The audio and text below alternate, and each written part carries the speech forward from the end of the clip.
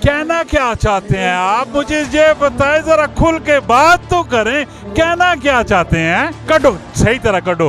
अतकरडिया गला नहीं मनने आ। अतकरडिया तुसी गला मनने हो? ई भट्टी होरी अतकरडिया गला पे मनन किस कुल गए हो? ते कौन आखना पैना है, कौन सपोर्ट नहीं करना पैना है, की कहना की चाहने पैने हो, आखना की चाहने पे? थोड़ा और है कि मैं मुड़ के घर ही जाना है ते गला करसा खरिया साहब सचिया ते सुचिया माशाल्लाह मेरे नाल इस टाइम मौजूद ने। मिस्टर रावलपिंडी 2023 ने विच ना माशाल्लाह इनामात के दे और काफ़ी मेहनत की थी। भट्टी साहब वाह कैंट का ना रोशन करने पैने और बेहतरीन किस्म की इन्होंने बॉडी भी है और इन्होंने जरा गपशप लाने ना पुछने इन्होंने दिल विच की कुछ गुबार है इस दफ़ा। जी अस्सलाम वालेकुम भट्टी साहब। जी वालेकुम अस्सलाम जी। भट्टी साहब की मैसेज देना चाहते हो इस टाइम? तो ये शो जो ऑर्गेनाइज कराया वाह कैंट का, अपनी जबाना च गल करो ना जी।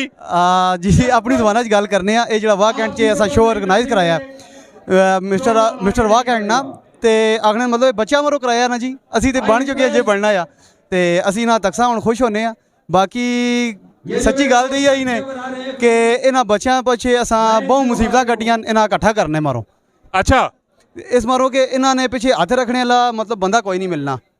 बॉडी बिल्डर होना लोगों ने अपने घर की रोटी पूरी नहीं होनी तो वो इन्हें बिल्डर नहीं कितने पिछे मतलब ख्याल कर सुन। कहना क्या चाहते हैं आप, मुझे ये बताएं जरा, खुल के बात तो करें। कहना क्या चाहते हैं?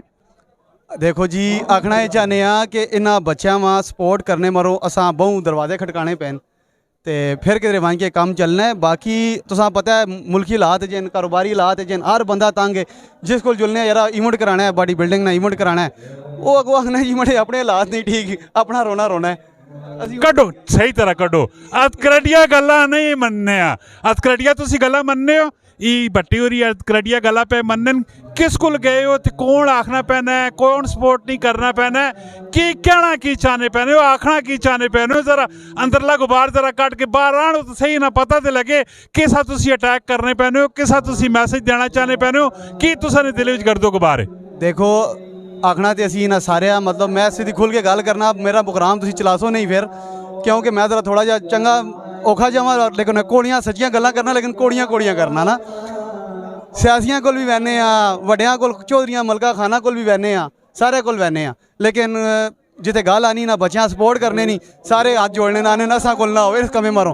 बाकी किसी कूड़े कमे मारो आखा ना खुदा नहीं कसम आम गल ही है किसी कूड़े कमे मारो आखा हर बंदा आने तैयार हो वैसी।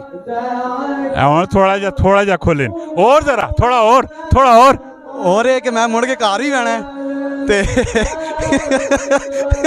थोड़ा जा और मैं मुड़ के घर ही जाना है ते मैं चाहना कि मैं सही सलामत घर पहुँच चुना।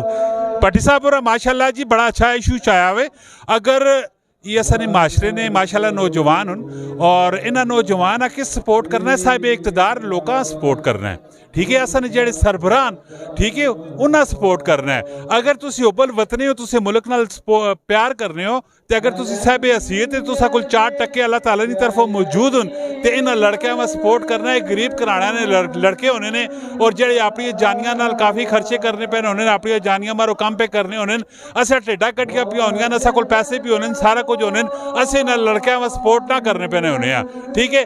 कोई जानियों सपोर्ट करना है कोई मालियों सपोर्ट करना है कोई इन्होंने सिफारिशा करना है कोई इन्होंने राह क्लीयर करना है कई तरीके सपोर्ट करने ने तो तुसा लाजमी चाहिए है।